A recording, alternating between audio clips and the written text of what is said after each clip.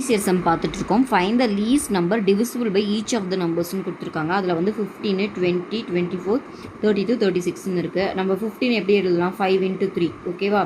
இது 4 into 5, அப்போது இது 6 into 4, இது பார்த்திங்கன்னா 4 into 8, இது பார்த்திங்கன்னா 4 into 9. அப்போ பார்த்திங்கன்னா நம்ம எந்தெந்த டேபிள் செக் பண்ணால் போதுன்னு பார்த்திங்கன்னா 5, 3,